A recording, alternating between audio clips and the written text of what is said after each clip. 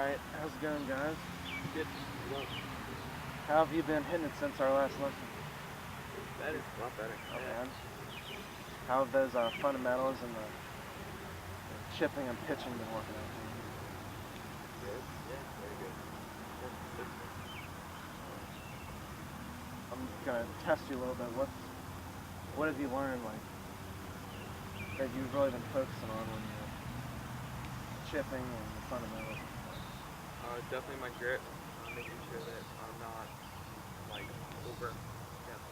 Beasting. Yeah, definitely make it stronger. Yeah.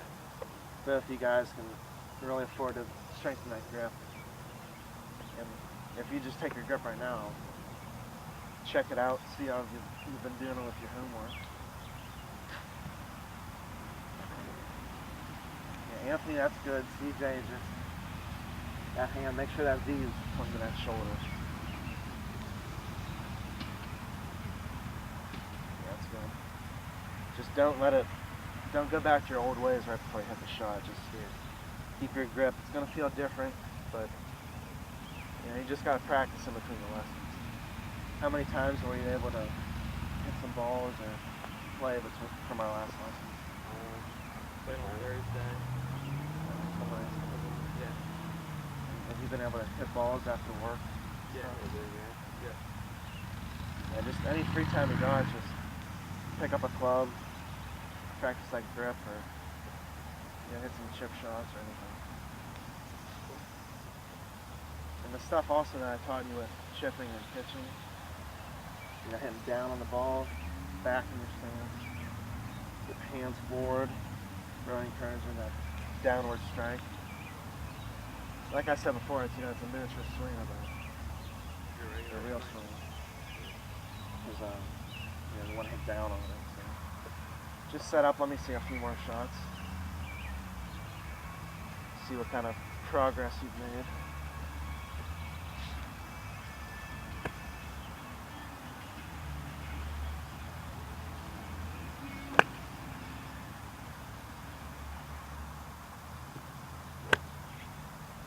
What club are you hitting?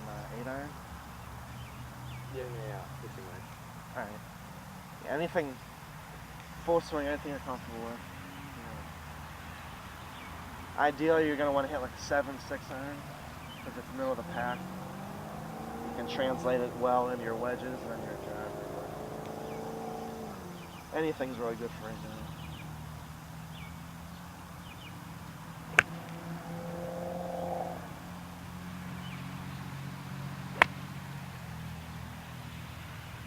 Okay, the first couple lessons I know we went over stance, posture, alignment, grip, and then some short game with the chipping. That's really all the basics. And for this lesson, I'm just going to throw out a couple things on senior swings that can definitely help improve you going down the road. I'm going to grab a quick swing aid. You guys get set up, I'll be right back.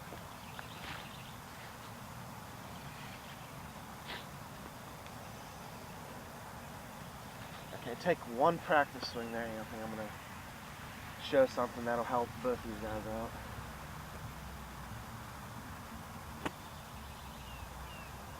You notice how when you take it to the top, it kind of goes past parallel. It's kind of like the John Daly thing. So, I mean, it could definitely help with distance, but for consistency, you want to try to keep it, at parallel to the ground. So when you're at the top, the shaft is going to be parallel to the ground. You don't want to let it get too floppy and let it droop down there. It's really going to lead to inconsistent shots. So it's really going to feel weird, but before hitting balls, just practice swings. It's going to feel like you're taking it halfway back, but in actuality, it's right where you want to be.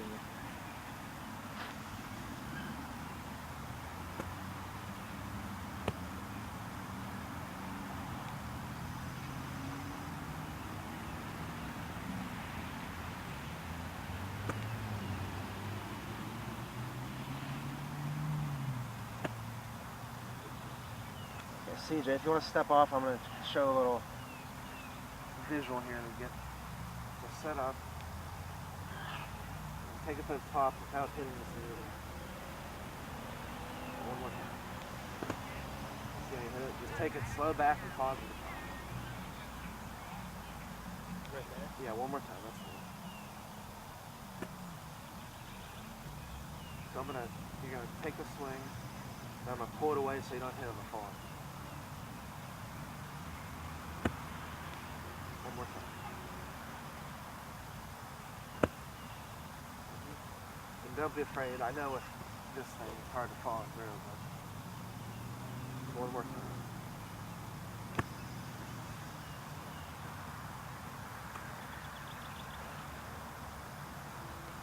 So I'm gonna do that with CJ here for a second, so let's step back. I'm just gonna stand behind you with it. So check your alignment too, make sure you're hitting your target. Take it back, pause at the top. Stop at the back. See how you hit that? It feels real short, doesn't it? Yeah. I'm really exaggerating it right now, but when you go to hit it without this, it's very easy. So Anthony and CJ, you can just hop back and just kind of try to feel the swing of stopping it short without this little noodle there.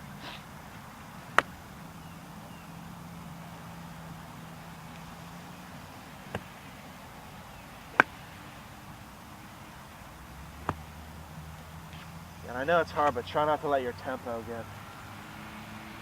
don't let your tempo change just because you're shortening your swing. Let's take some more practice swings. Let's take 3 to 4 practice swings before you hit a ball, since this is a lot bigger of a change than just alignment or whatnot.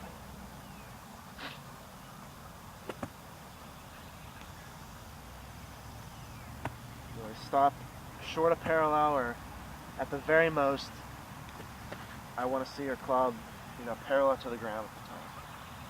I don't want to see it, get John Daly like. Yeah, that's real good. So let's see a shot here.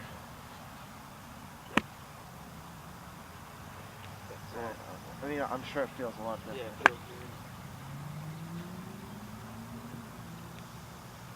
But after this lesson, if you can practice this and then take it to the course when you have that compact swing, it's really going to shed some light on the future golf career that you may have. You talk to any of the PGA Tour players, pretty much all of them are always trying to shorten their backswings, keeping it compact. Because when you get long and lazy, you're gonna hit the ball all over the club face. So, left and right. If you can keep it compact, it's really gonna minimize your room for error.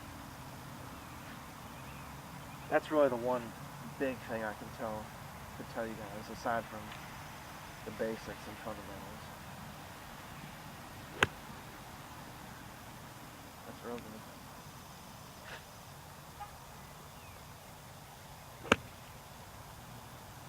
Keeping that number 1, the grip.